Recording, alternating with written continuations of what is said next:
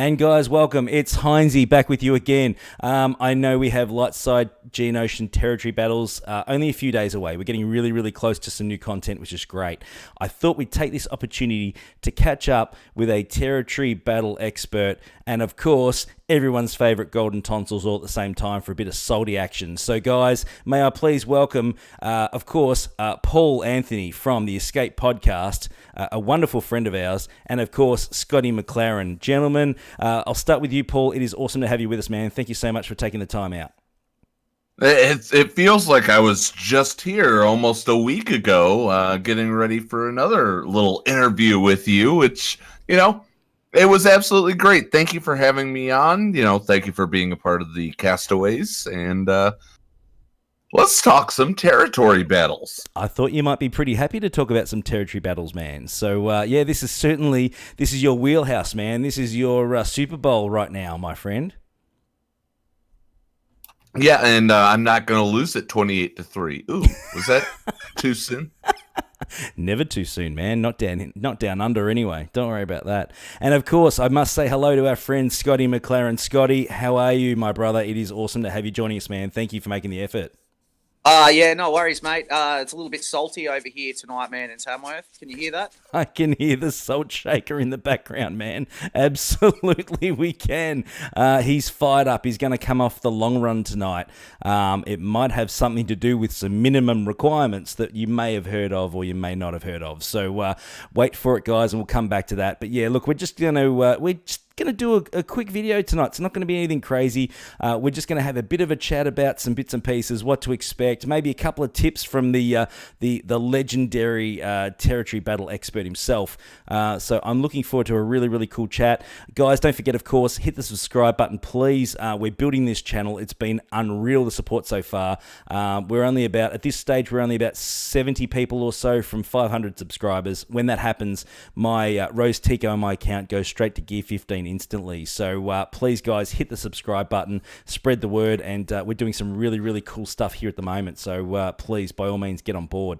What? Wait a minute, Heinzie. Where's she going when you get to 500? She's going to Gear 13, my friend. She's sitting at Gear 11 at the moment. You just said 15. Oh, you just said 15. For a second 13. There, I'm going, son of a bitch, you already got more gear levels? Well, that's what happened.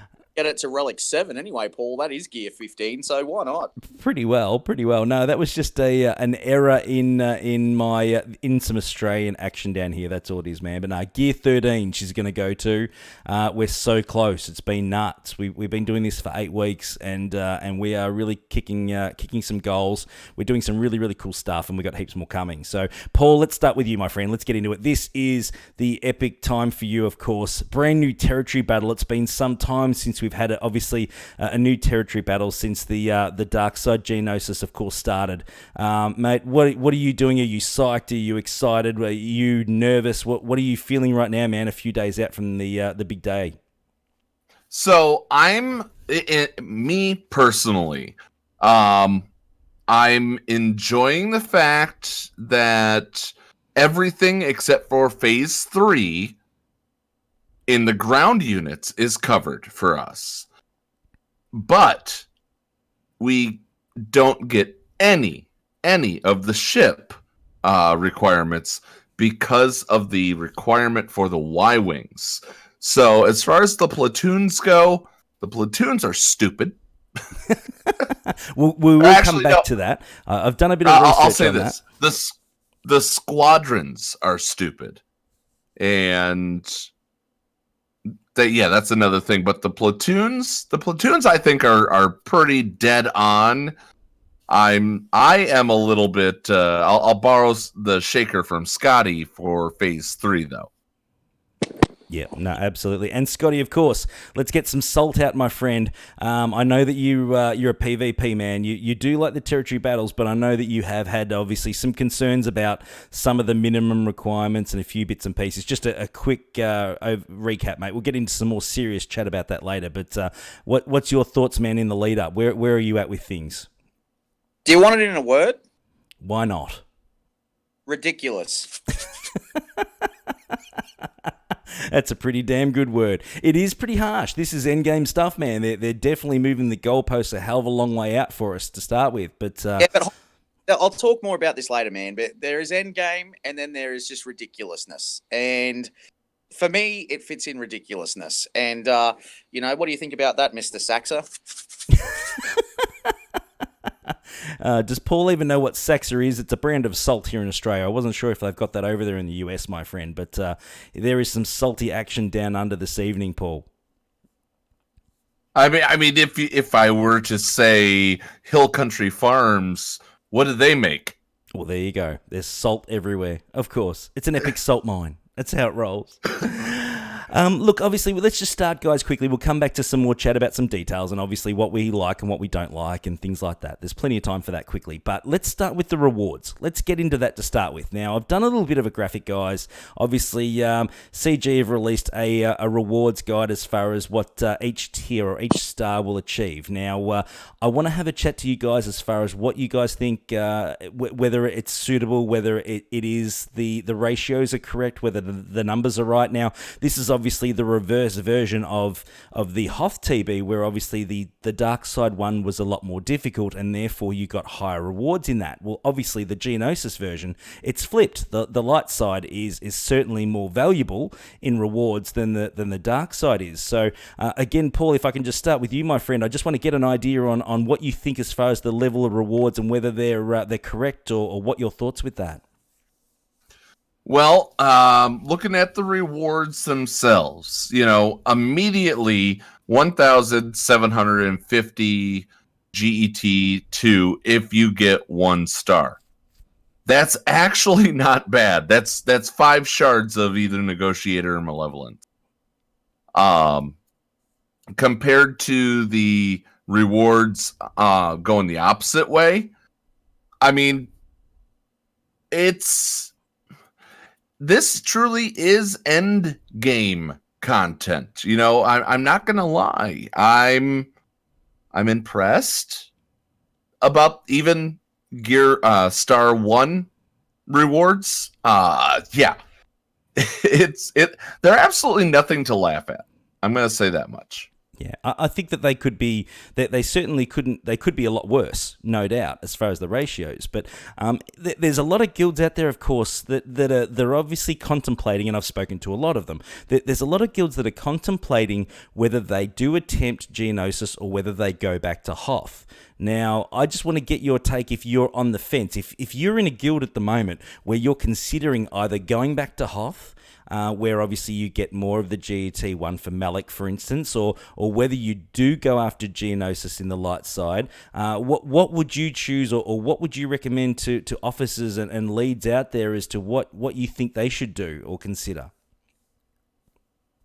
So if you are currently sitting on the fence, if you have a bunch of, if you are lucky enough to have a bunch of unlocked General Anakin Skywalker, I would go with Hoth. I would, for the reason that you will get more of the GET1 currency to be able to go forward on leveling him up and getting him ready for those platoons that are asinine, especially in Phase 3.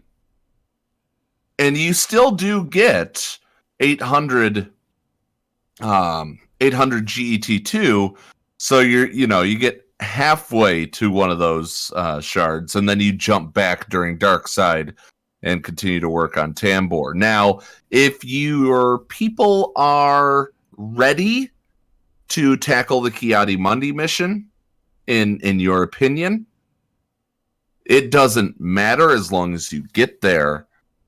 Go after that, because Ki-Adi-Mundi, in my mind, I'm thinking that he's going to be somebody that you're going to need for the next meta.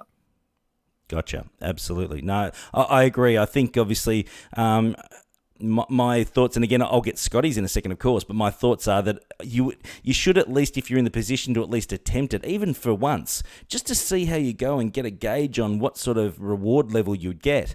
I think that would make a lot of sense, Paul, to a lot of people out there, man, to at least have a crack at it, so to speak. We're gonna try it. We're gonna see what we get. We're gonna get our benchmark this coming week and go from there.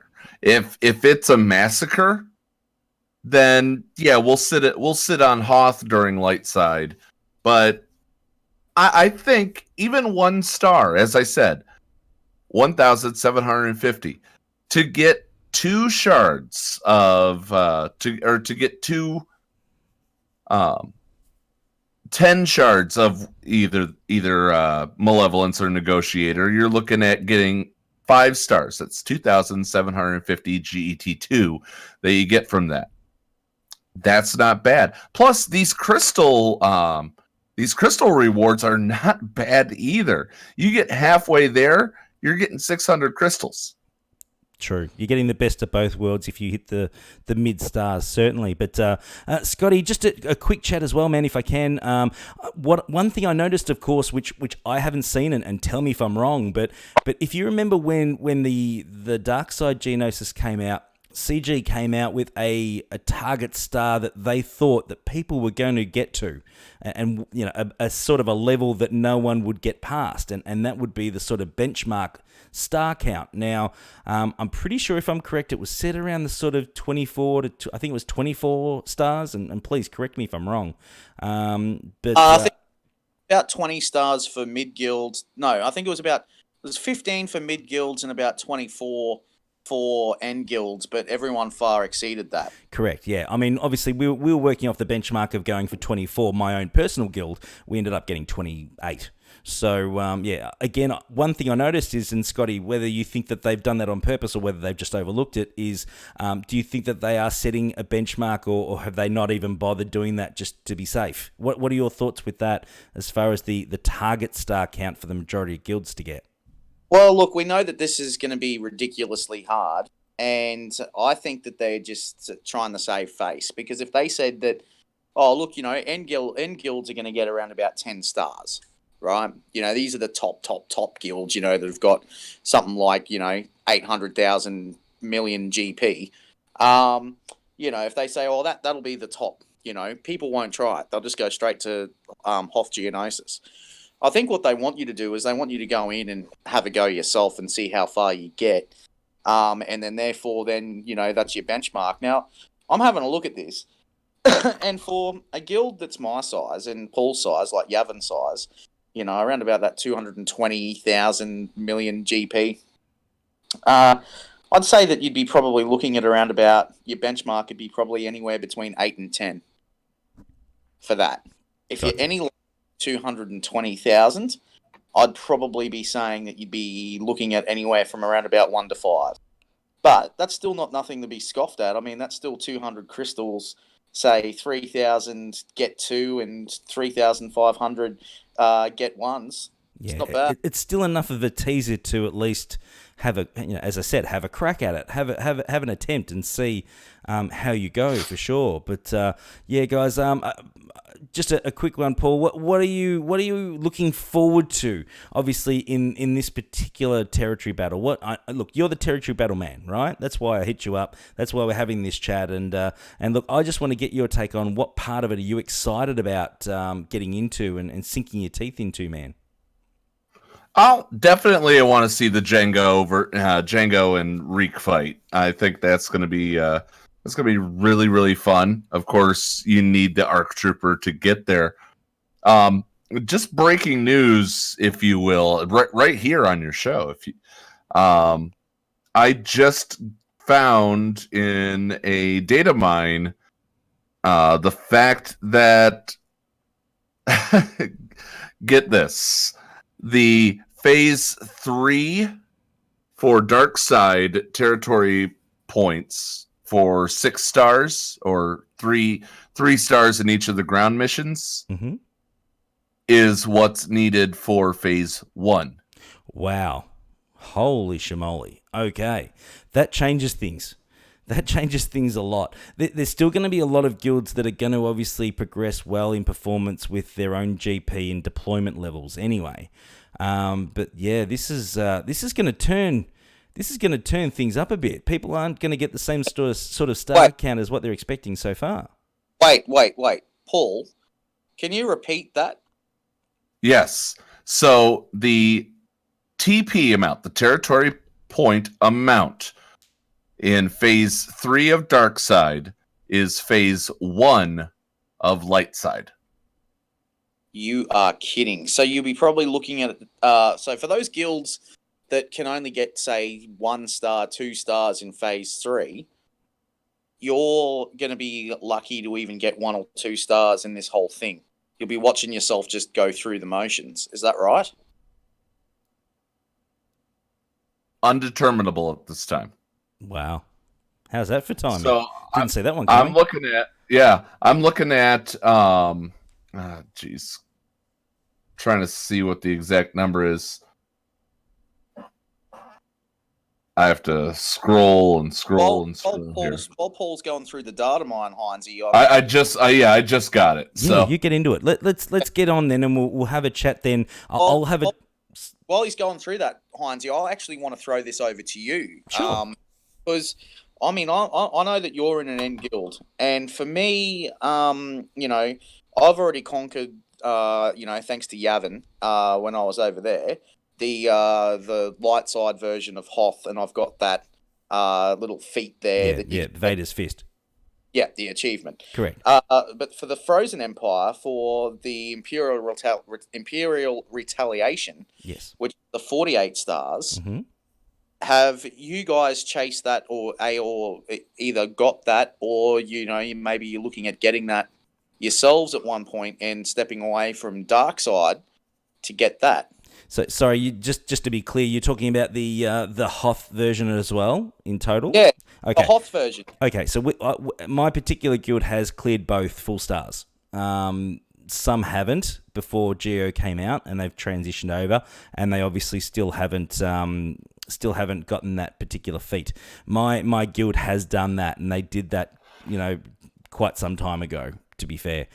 So with that in mind, obviously when Geonosis came across, I am in quite a high GP guild. I think, look, I'd have to have a look, but it's around top 30, I think, now in the world, top GP, which hurts us in territory war, but that's a whole different story. But we do find that obviously the Geonosis, we perform really well in that. We've got some good rosters, and we've got quite high GP that gives us some extra stars. Now, we are quite end game. We're at that point now that it's going to take a heck of a long time to get an extra star now in the Darkside Geo TB. So we're at the point now where a little bit of fresh content or something more to sink our teeth into from a mission point of view and to theorycraft. I know a lot of my guys are certainly looking forward to that, because they were getting to the point where they're going, yeah, we're a bit, there's only so much you can do. And there you go. And that's the thing that that I really do enjoy on this is when it comes to Lightside territory battles, when it comes to all these crazy modes, even with their crazy requirements, which I'm sure Scotty is about to get into after this. Yep. We do have the chance to theorycraft, and it betters the parts that Scotty likes. The fact that you can do, you could go, oh, I use this team in territory battles. Let's use it in territory wars and see how it does against this other team. And oh my gosh, I found a new team. You don't get, unless you have a test account, you are not sitting there just theory crafting while playing Arena or Grand Arena Championships or Galactic War. You're doing it during territory battles. You're maybe last-ditch efforting during territory wars. So it serves its purpose. By the way, here's your numbers. Bring it. 436,110 to get all 6 stars on mid and bottom. and the ships is 141,580,000. That's for phase 1. Phase 1. Phase 1, 436 million. Wow. Now let me pop back here though. If you perform admirably, you will get 1.16, we'll just say, million for 4 out of 4 in one of the missions, and you will get Like hell. It's exactly what I thought as well. At that time, I thought there is no way in heck you're going to get 4 out of 4 off the bat in any phase, unless I'm wrong. What are your thoughts, Scotty? It's phase 1. It's phase 1. I think that's going to be a little bit easy in phase 1, just like it was easy in Darkside Hoth. You're not going to need, with the exception of the special mission, you're not going to need such bravado in the first missions. They want you to get your feet wet. They want you to think, okay, this isn't so bad. And then they're going to bend you over the table in phase 2, 3, and 4. If I remember correctly, when Darkside Geonosis first started and first began, in the very first phase, the only team that I could get anywhere remotely close to knocking out the getting the 4 out of 4 in the first phase without getting my butt absolutely handed to me was Darth Revan. Yep. And I didn't have Darth Malik at that point. So for me, it was Darth Revan, and I got 3 out of 4, I think. Everyone else got their absolute back slapped to them. Now, I argue as well, Paul, from a theory crafting point of view, as well for territory battles, because I'll use my guild as an example. When you're doing territory battles, they're actually telling you these are your teams. Use that. This is the team that you need to use. This one. Go this one. Try this. Do that. And, that's fine. That's all good. I mean, sure, I might go against it from time to time and try something different. But having said that, in terms of theory crafting, you usually go with what's tried and tested and what's working. So, therefore, it stops the theory crafting. To an extent. I mean, we have found that there's been some pretty good theory crafting in the Darkside GOTB. I know my guys have come across some, using Basti with Treya and a few other options as well. So we even tested some of those, if you remember, not long ago when we were doing just our live runs. So there is still some theory crafting there, Scotty. I'm not saying there isn't, but people are going to go to the tried and tested, dare I say it, meat and potatoes type of teams, because obviously they're not going to know what to expect. And it will take some time to get those answers, for sure. Yeah, and that's what I mean, they'll go to that. And, and then therefore this is where the content for territory battles then tends to get stale. Because then you throw your platoons into it, and then, say, for example, for me, I lose Darth Revan on platoons. I'm just using Darkside Geo as an example. If I lose Darth Revan on my platoons, there you go, that wipes that team out. All right, cool. So what am I going to use there? That's where I theory craft, because, I can't use Darth Revan. That's the only thing I can do, in terms of theory crafting. So what do? I put Palpatine in the lead and just throw the rest of the gangsters together for what a Darth Revan team would be. Yeah, you just throw a mixed team into whatever you think might get something out of it and try and squeeze a few waves out where possible to get that little bit extra. Yeah, and therefore that's where the content can get stale. Because, if you're platooning and platooning and platooning all the time, all these tunes or characters, so to speak, then you're going to continue to use the same dodgy squads. Yeah. Look, how about I tell you to go ahead and level up your characters that you want to keep so precious, but at the same time, Scotty, you were in Yevon 4. What's the rallying mantra? Oh, look, yeah, we all get the same shit. Wagtass. Bang. I know that. But that, the thing is, man, is that it's 36 hours per phase, right? And for now. Yeah. Well, that was my next thing I was going to bring up. We'll come back to that in a sec. But I was going to have a chat about that in a sec. And, well, I mean, you got 36 hours per phase, man. And, there's only so many arena battles you can do before you get bored.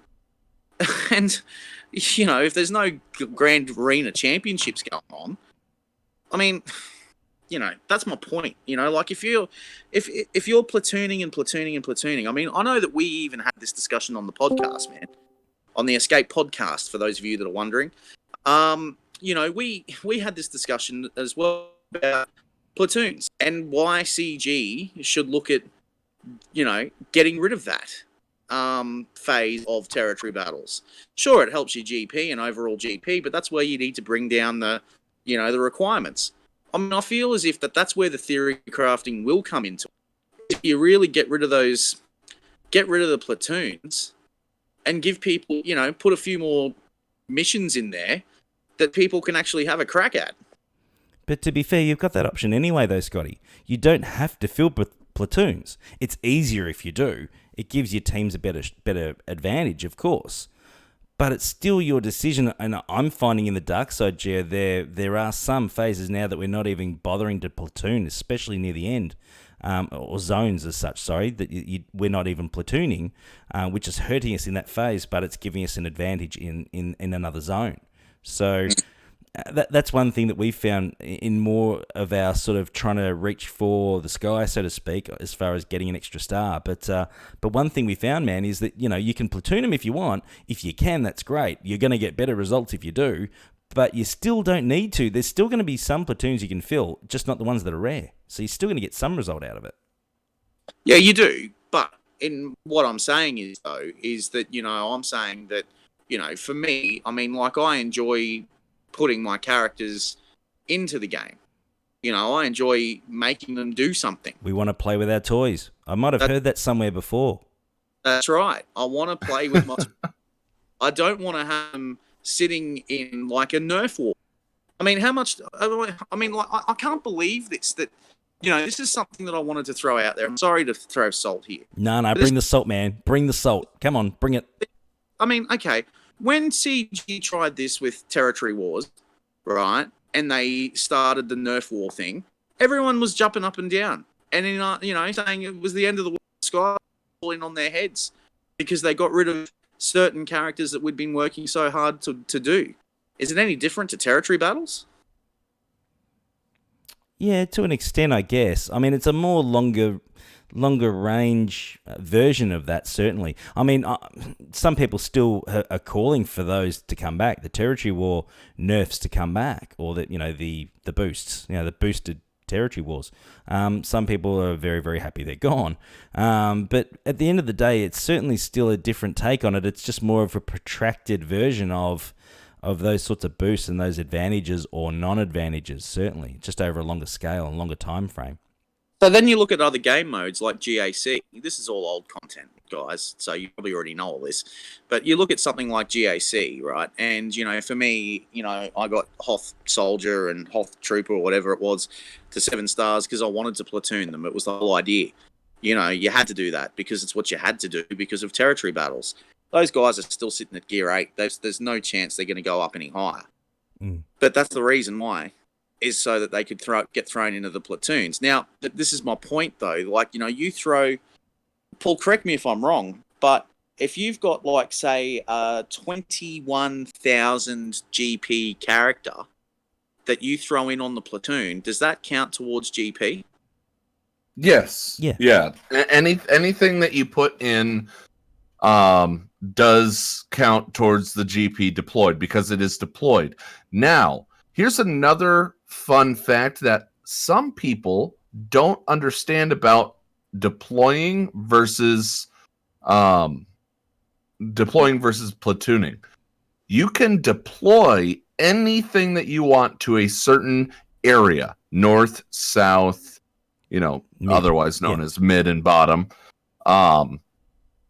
And then you can use that later. You can even platoon it. So that is a way to kind of benchmark it. If your guild is not like mine and they have platoons open right away, or not platoons, but deployment open right away, what you can do is you can put in, you could put whatever team you're going to be using for a special mission there, and then you'll know how much you're holding back for the final push in the deployment phase. Correct. if So- your guild is like that. But Yeah. you know, I prefer to just throw it in there, because whatever you deploy for platoons, whatever GP that you send in to tackle a mission, all that is counted. That's why when it comes to ships, there's no reason not to deploy when you go to collect your bonus energy. Yeah, there's only one zone with ships in it. If you deploy in that, you can still access those ships to use in that combat mission after you've deployed it. Correct. That's right. That's right. So deploy all of your ships while you're doing your ship zone. Deploy them, then go back and do your combat missions with them afterwards. Then you've got your base number for your GP anyway to see what star count you're going to get. Correct. Yes. Yeah. That's correct. Yeah. All right, let's have a quick chat, guys. Let's move on a little bit. Okay, let's talk 36 hours. We know it's 36 hours for both at the moment in Geonosian territory battles. 36 hours. There's talk of changing to 24. We know that. Now, who wants to go first on this one? I want to have a chat about this because myself, I like 36 hours. I think it's fair. It takes longer to do the battles. The coordination takes a little bit more time as far as my point of view. I want to hear from you guys whether you are happy to go to 24 or whether it should stay at 36. So I think that you I'm not sure if I mentioned it on the last show or whatnot, but here's my thoughts. If you go to 24 hours, what you need to do is you need to put it to where your guild can launch the territory battle at a certain time if you're tackling Geonosis. It's 4 phases. If you're going to 24 hours, then what you need to do is you need to be able to do the steps. You need to platoon, and then you need to combat mission, then you need to deploy. I know for a fact that for you Aussies, it's not that easy to get in there because the face flips while you're sleeping. Yes, and correct. Yeah, and it goes both ways at the moment at 36 hours, doesn't it? There is a phase that opens up that works really well for you in America, and then obviously there's a phase that works really, really well for us in Australia, and they obviously alternate. So, is that something that you're still comfortable with, or should we see if there's a way that CG can make you choose whether you want to pick one time frame to roll over or the other? Like how would it work given the option? What are you thinking would be best? You're given a 12-hour window. You're given a 12-hour window into where you can say, "Hey, we're going to start this at +5 GMT, or we're going to start this at -6 GMT." Just like the raids, my friend. Gotcha. You know, you can set those to when you want to launch them. So set a timer. And then basically a TB timer. A TB timer of when your phases rotate. That would be the ideal situation. And then you go to the 24 hours. Now, here's something that some guilds need to hear. If it moves to 24 hours, you best step up for your TB officer because they have less time to work with. And you know what? I'm happy that there's less time to work with, because what you need to do is you need to band together. You're a guild. You're not you're not sitting there playing lone shark during territory battles and territory wars. That ain't how you play. Yeah, you've got to be a team player. You've got to step up. It's your time to shine and do what you need to do when you're asked. Absolutely. Oh, look, I agree, and that includes platooning my Darth Revan. But no, just your thoughts on the timer, Scotty? Let's go back to that. What are you thinking on time? You like 36 or 24, or what are your thoughts? Okay, if Paul's method comes in, where we can set a timer for Australia, or wherever you are in the world, New Zealand, the UK, wherever you are, 100%, no problem. I'm fine with the 24 hours. Like if we started, say, here in Australia at 9 o'clock, that's the time we start platooning, or 8 o'clock in the morning, we start platooning. But at lunchtime, that's when we all go in and we do our thing. Then, it's all set at our time and everything like that. That's perfect. Paul, I'm 100% behind that. But if it's set at Pacific time, CG time, and it's 24 hours, and we've already lost 4.5 hours from the 4 a.m. turnover, our time, then no, I am not for the 24 hours. time zone difference. So, you know, Depends that's on the how thing. it plays out, basically, how the process of transition from 36 to 24 plays out. Yeah, and you know, it's more than likely that it will go CG time, which is Pacific time. So CG, I hope you're listening to this because once again, the world does not revolve around America. Oh, ouch. Ouch. That won't help your case, mate. No, but I'm serious. It doesn't. I mean, you know, there are other countries that play this game, and you know, I got to be honest. The world does not revolve around America or its time. Yeah. You know, we work on our own times. Yeah. I mean, That's all time zone. the software framework would have to be there to do it. I mean, you can change your own payout time now, can't you? So there has to be a way that you'd be able to maybe somehow implement that system into, you know, a changeover for your territory battles for sure, you know?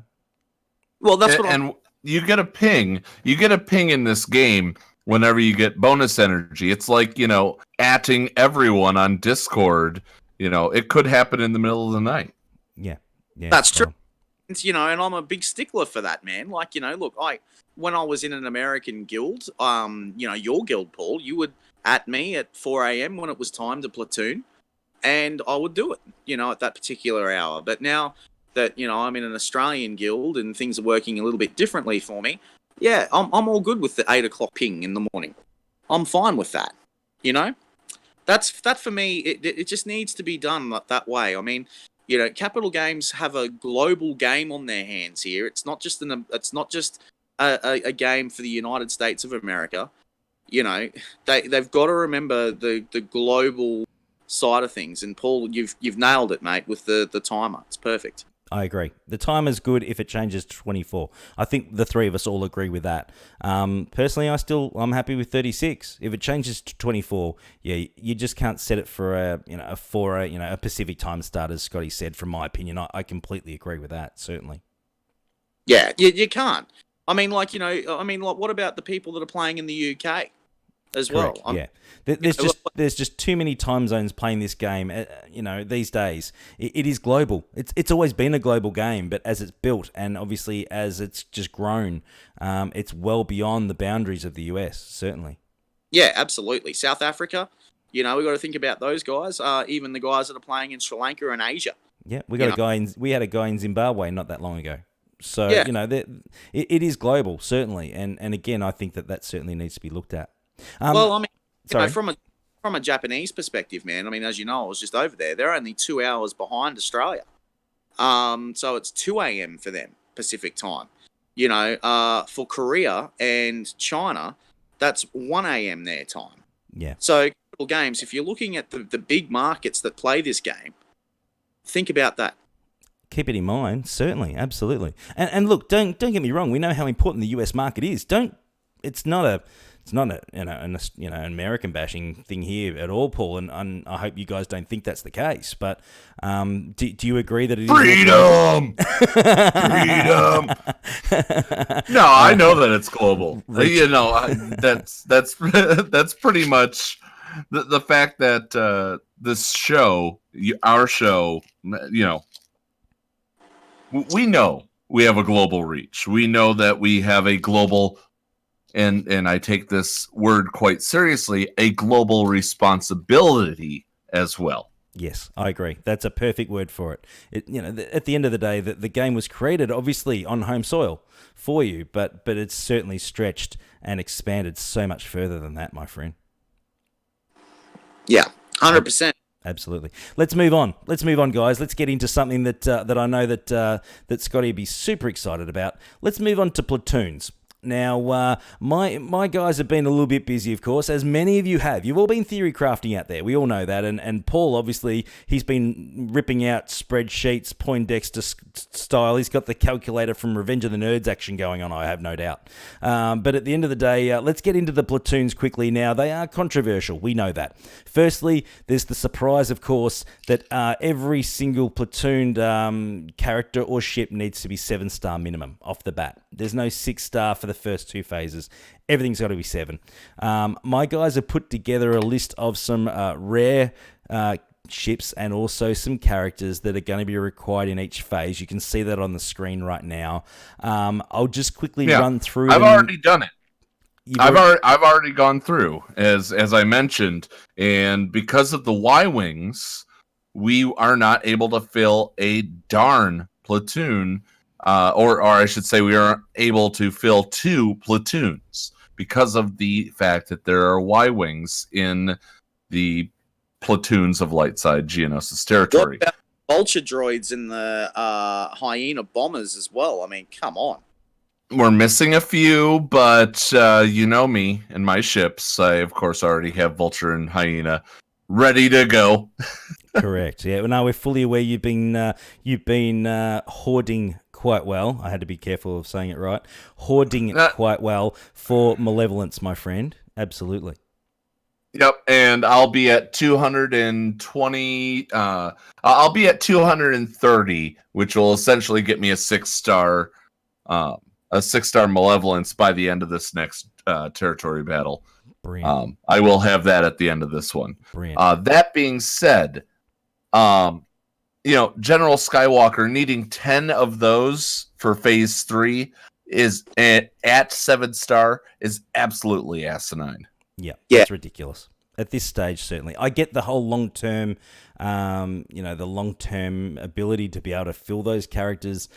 We all know there's not that many General Skywalkers out there, guys. So that to me is a real kick in the pants, certainly. Oh, look, I agree with you. General Skywalker, 10 of them? I mean, come on. You got to be dead set bloody giving yourself an uppercut there, CG, for that one. Seriously. 12 Shark T's in Phase 2. That'll upset you when it comes to doing the mission that you need for Shark T in Phase 2. There is no use for Shock T specifically in Phase 2.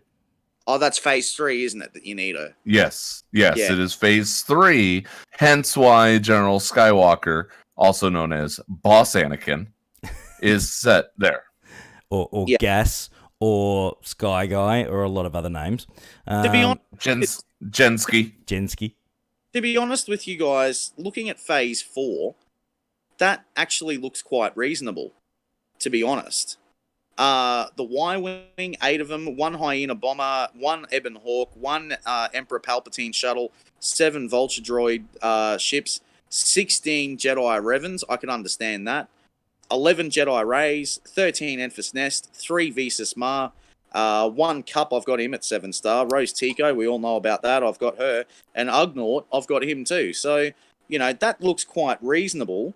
And a partridge in a pear tree. Nice. Yeah, look, at the end of the day, I like as I've written there, obviously on the list, the troll tunes. Even the 7-star cup might catch a few people out, my friend. And Rose Tico, a lot of people might not have that at 7-star in more of the mid-tier guilds either. I don't know whether that'll catch anyone out or not. What do you guys think about that? Look, man, we all know that Rose Tico is going to be meta, so farm her up. Well, I'm working on it, but get those subscriptions in, guys. We've been there. We've talked about this. Make sure you get the subscriptions in, and mine will be OP, and I'll tell you how damn good it is. So, look, I got to say, man, that it's interesting that they're making you platoon so much Visas Ma, because clearly they're trying to get rid of that healer straight up from your team. And to be honest with you, in the light side of things, the best healer is Visas. So that's interesting. Very interesting, Paul. Well, it's only 3 in Phase 4, and it's 6 in Phase 1. So it's not too bad. And there are still replacement, like Jolie is a great use as well. And they don't use many Jolie. No. I was very, very surprised by this. And as we know, Jolie can resurrect Jedi. So you lose them during the battle, as long as your Jolie's protected, you're going to be fine. Or highly relicked. Now, either way. Could there then, I'll pose this question to you guys. I mean, this is a little bit of theory crafting, but seeing as Jedi training Rey, Paul, how many Jedi training Reys need to be platooned in Phase 1 and 2? Do you know? I did not take a look. I mean, I could pull it up. Yeah, I don't think it's a lot. I didn't sort of flag it when we were going through the list that not needing a few rays. There might be maybe 1 to 2 at the most, but not enough to really cause too much issue in platooning. The ones that are on the list, I'm pulling your answer up right now. Beautiful. I'm pulling your answer up right now. Beautiful work. So the question that I now pose to you boys then is this: Finn Zeta, is it meta again for lights off Geonosis territory battle? Finn Zeta. Well, mine would be. I've got him at relic 7, so it'd be pretty damn handy, won't it? Yeah. By the way, the answer is 4. 4 in phase 1, 6 in phase 2, 6 in phase 3, 12. Oh, I've missed one. Oops. In 12. phase 4. My apologies, people. There's a typo there. We need 12, not 11. But hey, the point's there. You've got to put a hell of a lot in phase 4. That's probably the point we were trying to make. So Finn Zeta, that comes back to that now. Will that be handy? The best Zeta, the best character back from when we started the escape pod. Yeah. I think there's a hidden one there. There's an underdog that we haven't discussed, Scotty, that could really kick in. Now, I'm thinking the Zeta that could be pretty handy is a Zeta called, with a character Bodhi Rook. That could come in pretty handy about now, man. Good night. For those that don't know, Paul lost a bet with me. He had to Zeta Bodhi Rook some time ago, so we had to throw that in there as a bit of a joke. And can you do me a favor? And can you admit that I did protest, saying that I was worried that there would be you had Boba Fett and I had a very, very buff heavy team, that I worried about that. Dude, ANZGC for the win, man. End of story. Enough said, dude. I protested. Admit that I protested, jackass. Oh, you protested, but you still had to do it. You can protest all you like, my friend, across the pond. Don't worry about that. But the job still got done. The Zeta got dropped. That's the main thing. Well, speaking of OP Zetas, boys, I mean, Bodhi Rook is one for sure. I mean, Rose Tico, we all know that she's going to be on fire in this Geonosis territory battle. But the one for the win, mate, the one that's going to be taking down these robots like no tomorrow, who's basically been sent back in time, just like the old school Arnie in the Terminator. It's veteran Han, my friend. Put that Zeta on him. He's ready to go. I'm ready to give it to him. That would be the same Zeta that you lost a bet on as well, Scotty, if I'm correct. Just to be clear to everyone. Yeah, no, I've lost 2 bets and haven't gone any further than that, man. Oh, well, things we do. Anyway, hey, I've done Rose Tico, so who am I to argue? Good work. So yeah, look, obviously the platoons, they're going to be there's some hard work in there. That's not going to make life a lot easier, especially in those mid phases where people might pick up some extra stars or not pick up extra stars. I think that might hurt a lot of people, certainly. But just a quick one, Paul. Obviously, we're obviously moving along. We're going to move things along quickly. We're getting near the end now. I just wanted to have a chat now. Obviously, as I mentioned earlier, as we all know, you are, of course, the territory battle expert. Territory battle in and out, man. You sleep it, you eat it, you breathe territory battles. This is your thing. Some tips. I'd love to hear some ideas for tips for, firstly, the officers that are obviously responsible and in charge of the territory battle coordination coming up soon, and also some tips for guild members as well, what they can do to help maximize performance across the board, man. I'd love some ideas on what you can tell some people to do out there to help them out. So let's start with the members. Listen to your guild officers. If your guild officers are asking you to platoon something, they don't ask it lightly. It's not, we're not out to take away your toys, as you said. But yes, you were. Yes, you were.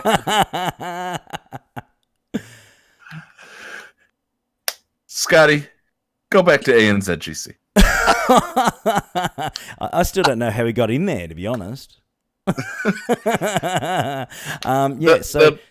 So we're not out to take away your toys. What we are out to do is we are out to make it efficient for everybody. And if we ask for a small if we ask for the smallest of certain characters, if you have a problem, talk to your territory battle officer and say, I really can't do this because I need this, this, and this.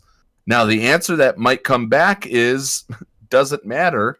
I'm not going to let your 7-star gear 3 R2-D2 be saved when somebody who has a gear 13 has to cover you. Not gonna happen. Absolutely. Now, with that being said. But man, every single tune that I threw at you, man, you always said to me that no, you got to platoon it. Yeah, but you deserve that because you're Australian.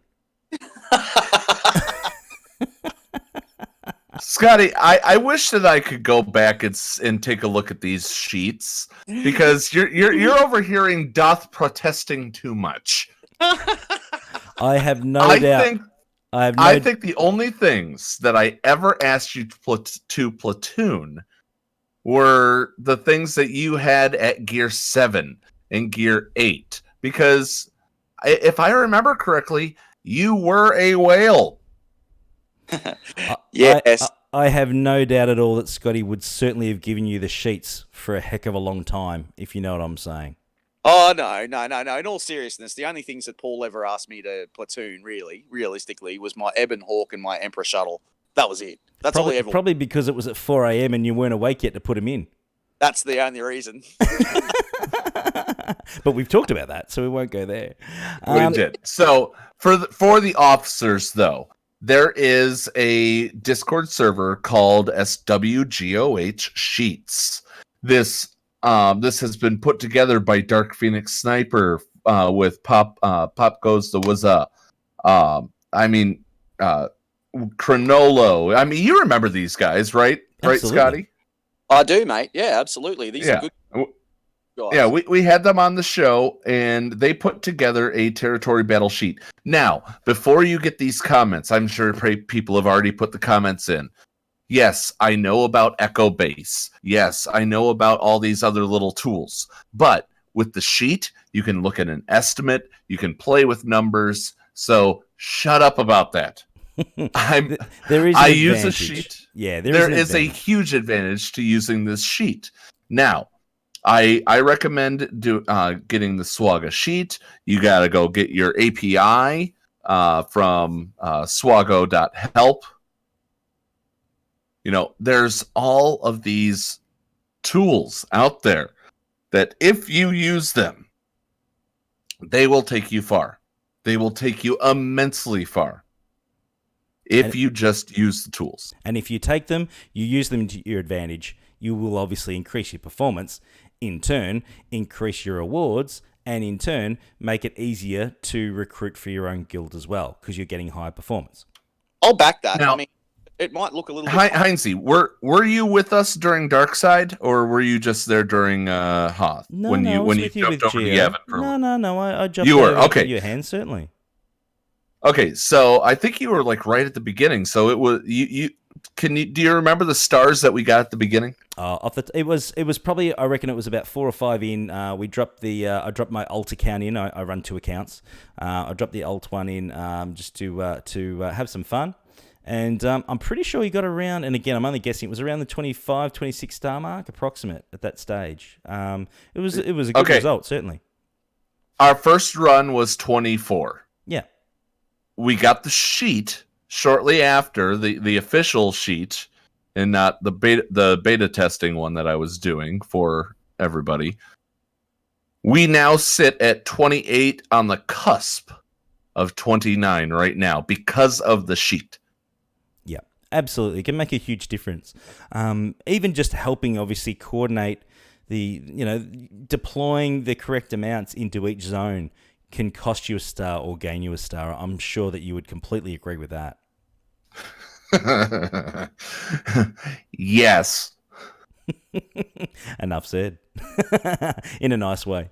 So no, that was great. But yeah, look, that's some really good tips. Scotty, have you got any tips out there as well, man? Any ideas on anything you could tell some people out there on what they should and shouldn't do? Asking Scotty for tips. Oh, jeez. Oh, well, why not? It's not. Hey, it's an equal opportunity thing here, man. It's not all one-way traffic. No, in all honesty, to back up what Paul was saying about the sheets, yeah, they are pretty awesome. I still can't get my head around it. That's why I just handed it all over to Paul and he could deal with it. So, like it's pretty cool. I mean, look, man, I failed maths. Geez, come on, what more do you want from me? It was pretty good. Seeing Paul do it though was absolutely mind blowing. So, if you become a Patreon of the Escape podcast, you can get Paul to look after your sheets for you, and no questions asked. Paul can give you the sheets. Yeah, Paul can give you the sheets. So that's the way you need to do it. But look, I will do that. I will, if somebody becomes a Patreon at that level, I will gladly take care of the sheets for you. Beautiful. Yeah. There you go. Enough said. Absolutely. There's plenty of help. Yeah, look, my bit of advice for you is simply this. Just follow what your territory battle officer has come out and stated. And the second thing is don't over GP the 23,000 GP all of your Jedi at the moment. Just wait. Yeah. Just wait. Yeah, give it time. There'll be some theory crafting out all over the place. It'll give people some ideas on what to work on and what not to work on. And like all phases, certain characters are going to work better in this territory battle than others. And I think it'll just be a matter of time for people to work through that and see what works best and what doesn't. Yeah, I agree with that. But, Heinzie, I want to get on to the 23,000 GP. Yep, I was waiting for this. He's coming off the long run. Now, everyone, grab your popcorn. Quickly, grab your popcorn. He's coming off the long run. This will be good. Now, yes, of course, there are minimum requirements for special missions. 23K, 23,000K, which are quite high. We know that. So, Scotty, I'm just going to sit back. I'm just the umpire sitting here right now, man, just in front of the stumps. Come in off the long run, my friend. Go for it. Mate, I'll tell you what, it's not just for the special missions either. It's for your CMs as well. And it's absolutely ridiculous. CG have got to stop doing this. This 23,000 minimum requirement GP thing. If it was 17.7 like Darth Malik, fair enough. But having said that, 23,000, and you're not even going to be clearing it. I mean, come on. That's just to enter the event. I mean, that's just ridiculous. I know this is endgame content, but that is beyond a joke. That is like, no. It's a kick in the teeth. It's certainly a kick in the teeth. It is. And, I am sick to death of this sort of minimum GP requirement garbage which is going on at the forcing you to relic characters that you weren't even considering relicking, forcing you to gear up characters that you really didn't want to gear up. I'm not a fan of any of that. Sure, I can understand it for, when you had to gear up your Ewoks for getting C-3PO, but they turned out to be an okay faction because they got themselves a little rework, didn't they? So it kind of worked. Do you remember the reason that you and I kind of thought why the GP gate was instituted? Yeah. Do you remember that? Yeah, it was the whole power creep thing, wasn't it? No, it was Bulldog Gate. That's right. Yeah, that's right.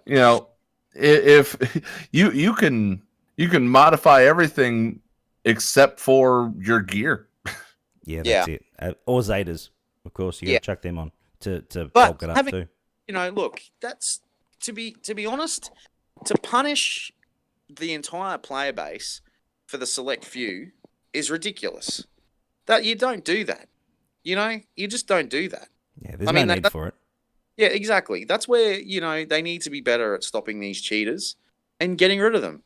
I mean, I know that one content creator came out and stated just recently that he was up against a cheater. No, he wasn't. He was up against shit teams, and he did it himself. Yep. So, I'm sorry, but that wasn't a cheater. But, that's where Capital Games needs to be better.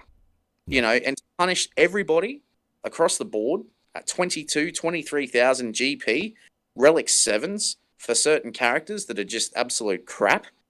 No, I don't stand for that. I'm sorry. Your thoughts, Paul, just quickly, I'll give mine in a minute, but your thoughts on the minimum requirements, man? I'm not, I think that the minimum requirements for General Anakin Skywalker are a little asinine, but of course he is the 4 Zeta. He is the first 4 Zeta character. You're gonna get to that easily. It's just getting up to 7-star. That also being said, I think 23 is a little much. I think 20 should have been the benchmark.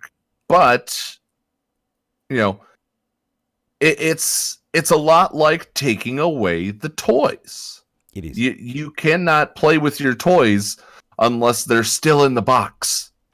Correct. Yeah. There's no point unpacking them if you can't put the batteries in. Yeah. Crazy. Scotty, sorry, you keep going, man. Anything else you want to add? Sorry, I didn't mean to cut you off, dude.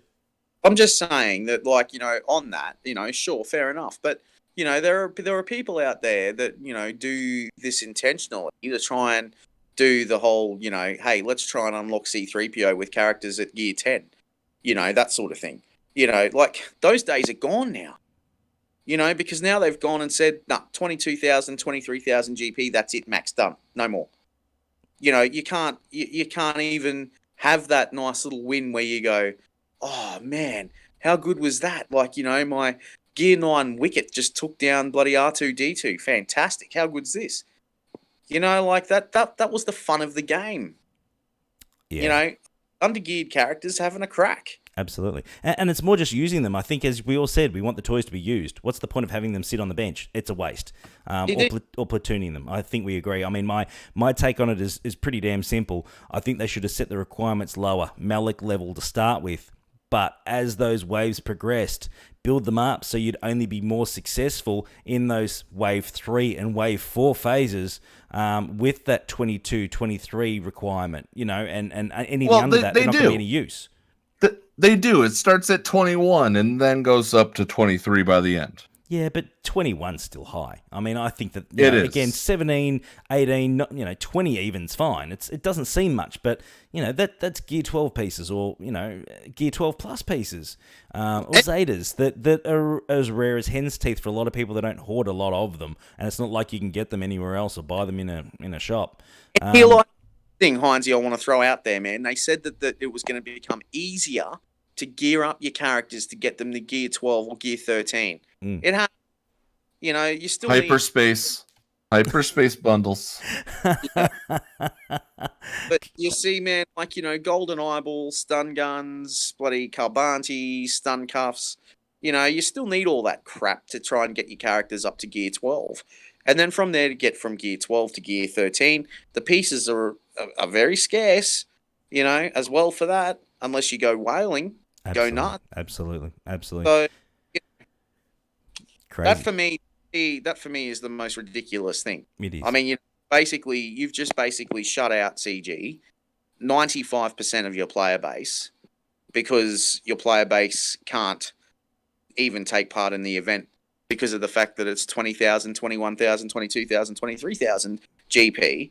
And so therefore they won't even see this awesome content that you guys have maybe created, which is behind a paywall yet again. Yeah. And that's the thing, isn't it? It gives the player base something to complain to CG about, which I don't think any of us want or need at the best of times, but probably more lately than any other time as well, with obviously all the massive changes to Gear 13 finishes, relics, and all the other wonderful packs we've had popping up in our inboxes lately.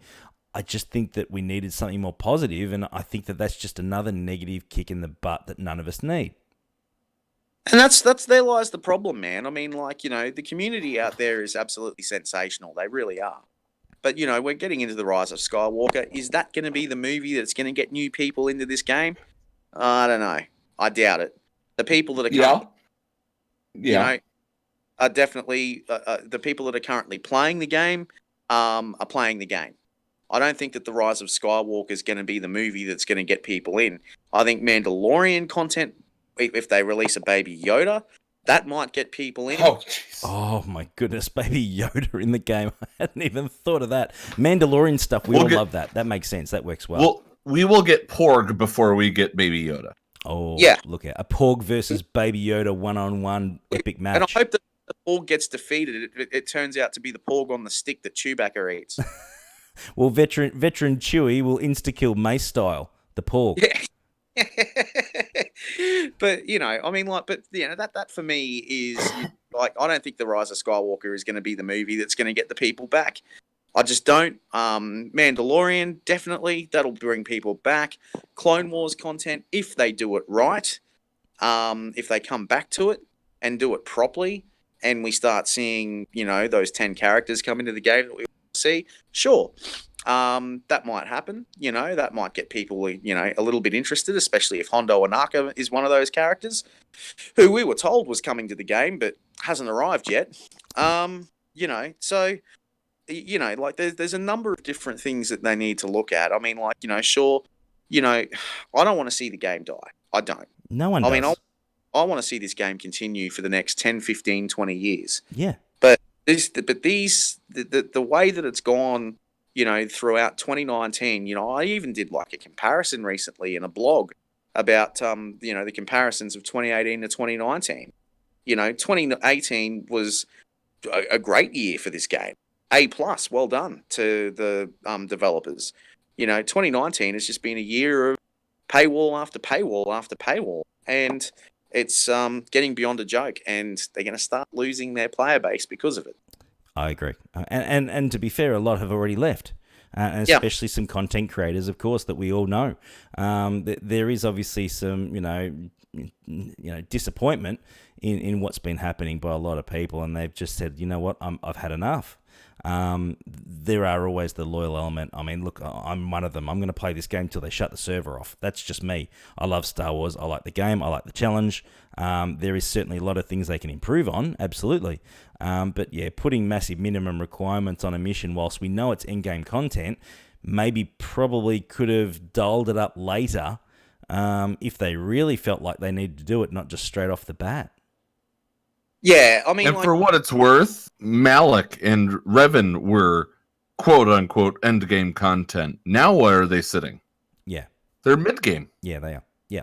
I mean, and it's obviously as new characters come out, it's going to obviously get more and more like, just using Jedi Knight Revan as an attack or a defense team, straight up. You're not really going to pay a lot of attention to Malik at some point down the track.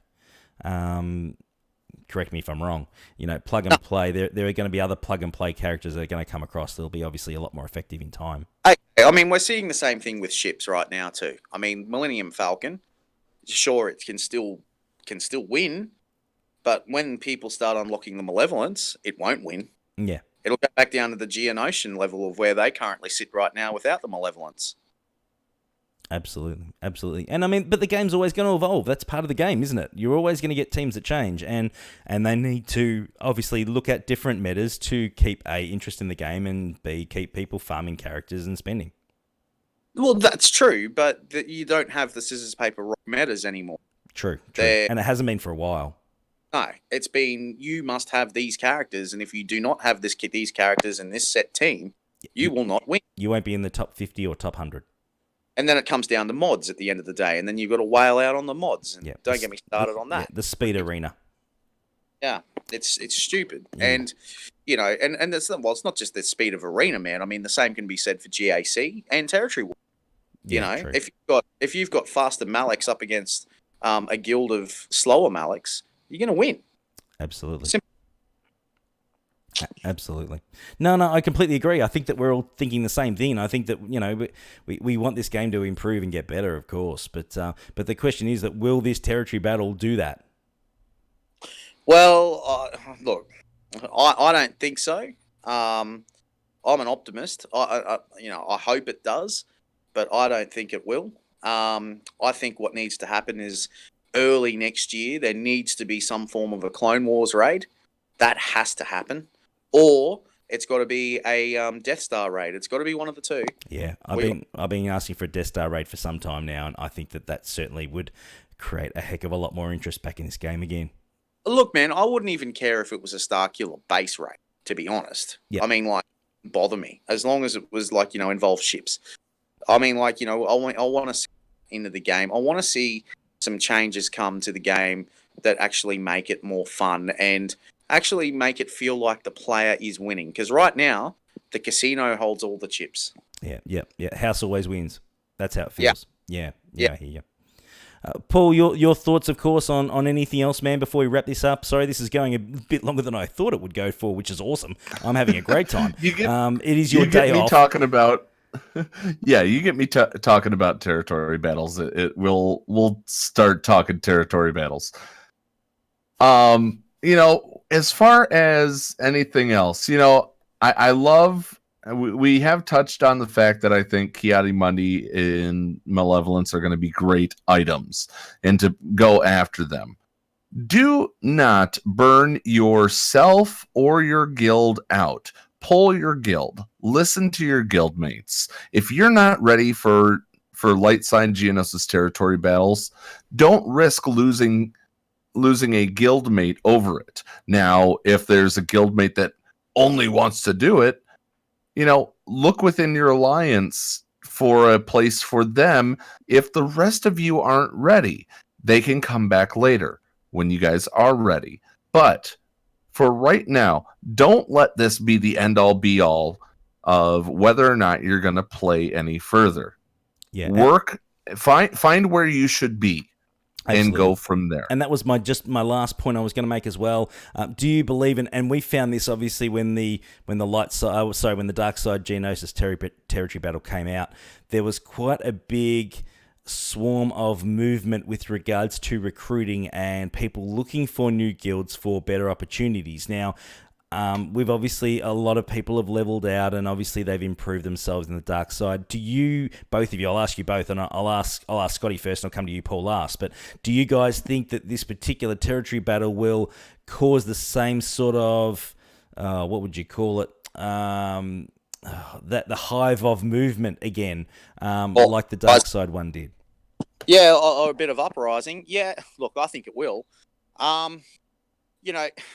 Seriously, though, from this perspective, if you've got level 1 Jedi and they're only 2 stars, 3 stars, whatever, if you've only got those and they're all at 3 stars, you don't even have Jedi Revan unlocked, let's just say. You're an early gamer and you want to become a passenger in someone's guild, ain't going to happen. Yep.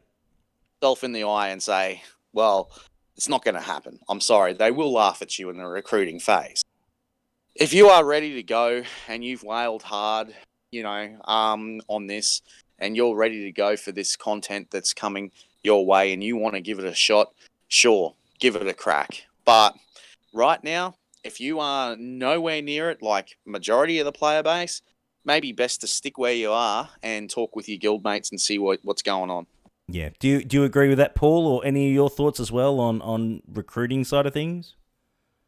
The number one thing when it comes to recruiting is to take your personal GP and then multiply it by 50.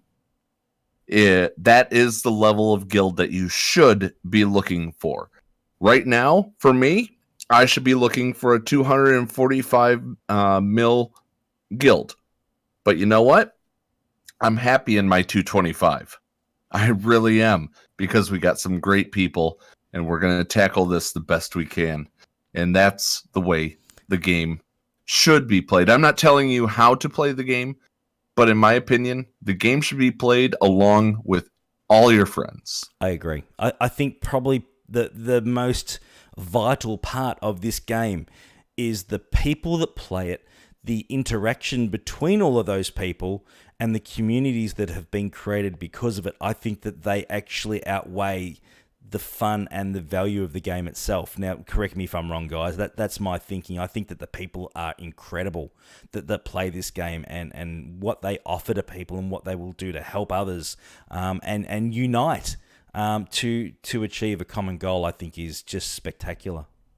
It's not just the common goal within the game, man. I mean, like, I've got to know some really nice people, man, that are, real life human beings from the other side of the world or wherever they are. I mean, people like, Kate and Ace, Tenpool, Savage Diva. Some dodgy guy from Texas.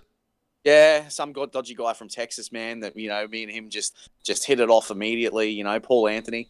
The list just goes on, Darth Cerberus, Nevrok, yourself, Heinzie, you know, the list just goes on, man, of like, you know, really, really good people, man. And like, you know, Kane and Jarrus in my original guild and Vito and all those guys, you know, Korriban, you know, that are still kicking around today, you know, Smorgas and all those guys, they're still doing their thing.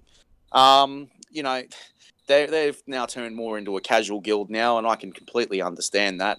From their point of view, the Korriban sort of thing. You know, I know that my friends over in Yavin are still doing their thing and kicking goals as well. And the guild that I'm currently in, with Serbs, man, like, you know, we're doing our thing as well, like Q-Tip and Serbs, man, those guys are just bloody awesome people. So, you know, if it wasn't for the community, you know, I don't think I'd be, you know, hanging around, you know, haunting people as much as I do today. We love your haunting, Scotty. It wouldn't be the same without the old Scotty Force Ghost action, my friend. But, you know, it's all connected to the game at the end of the day. And if you know, but there are a lot of people that I still talk to, man, that have left the game. You know, Popeye is one that I refer to, you know, and a few others as well that I know that have left. You know, and they're still good people, man. I mean, like, nothing changes what they were. They just don't play the game. Is it harder to relate to them if you've, like, you know, hey, I was out on the outer there for a while? Is it harder to relate to your friends that are still playing the game? Yeah, sure, it can be. But you still know the ones that are still around you. So it's not all doom and gloom. Certainly not. Certainly not. And Paul, your thoughts as well, mate. I know that I know the value that you have with the community and the people out there, mate, and what you think. But, mate, I'll let you say what you think from your point of view, dude.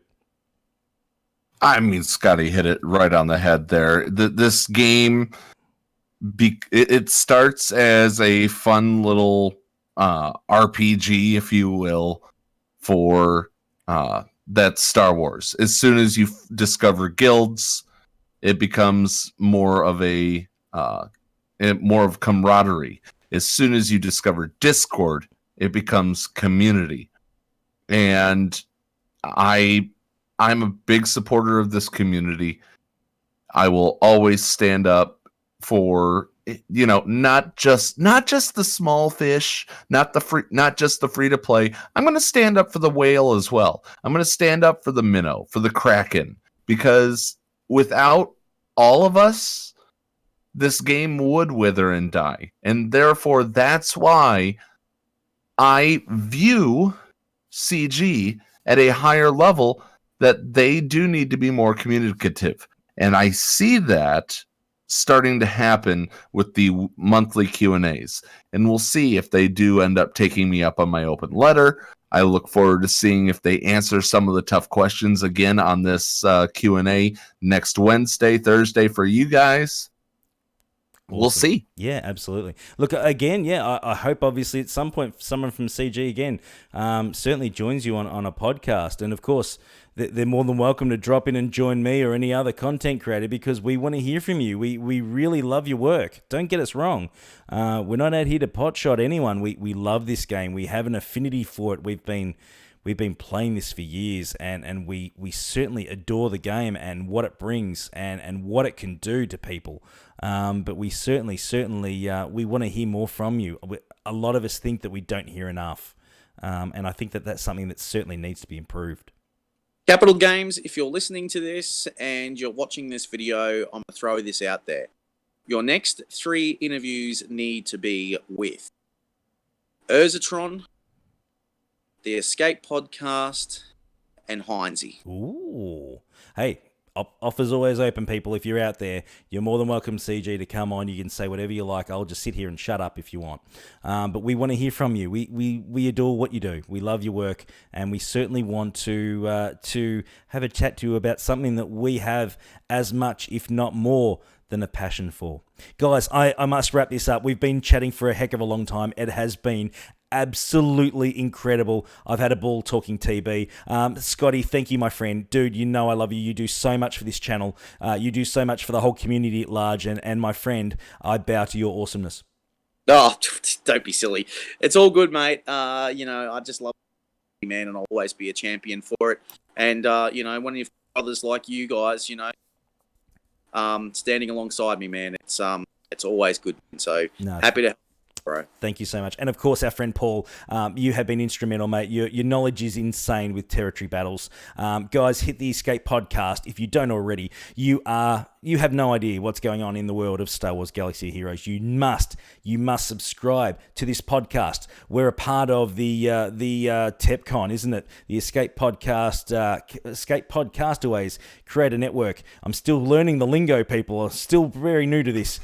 However, we are super, super proud and a huge supporter of this wonderful initiative of this channel and this network. This is something that we have a lot of passion for and something that we want to be even better as the time goes. So again, Paul, thank you for everything you do in the community, my friend. Thank you for joining us on your day off today. Happy Thanksgiving to all of our friends out there that have just had it, and thank you for spending the time with us, man. It has been absolutely wonderful. It's my absolute pleasure to support you, Heinzie. We got your feet wet, and now you're swimming with the sharks, and I'm loving it. Oh, with that being said, Heinzie, are you ready for this? Bring it, mate. Hey, Heinzie. Hey. How you doing? Push the button. Push the button. I'm on it. Guys, subscribe. Like and subscribe. Get onto it. Thank you so much, guys. I've had a ball. Put some comments down below, of course. Hit that red button. Hit that bell. We've got heaps more cool stuff coming. Harpoons and Beer GAC battles. They're always running around. Come and join us for a quiet beverage and a bit of a chat. Give me a little bit of feedback. It can be good, can be bad, can be whatever. But come and say hi. I'll give you a shout out. Thank you so much for joining us. It's been awesome. Keep an eye out for Behind the Screen with Scotty and Paul. We've just spoken to. It'll be out very, very soon. We're just putting the little fine touches on it now. But by all means, please, guys, join us for some more episodes. I look forward to catching up with you very, very soon. I love you all. Thank you so much. And we'll see you again. Bye-bye.